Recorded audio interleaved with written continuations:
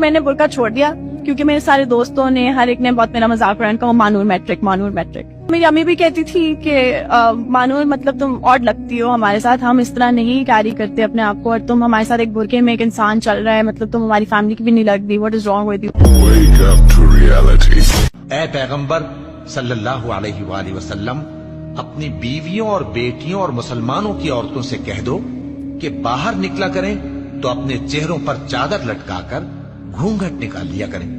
یہ چیز ان کے لیے موجب شناخت و امتیاز ہوگی تو کوئی ان کو ایذا نہ دے گا, اور اللہ بخشنے والا ہے, مہربان ہے.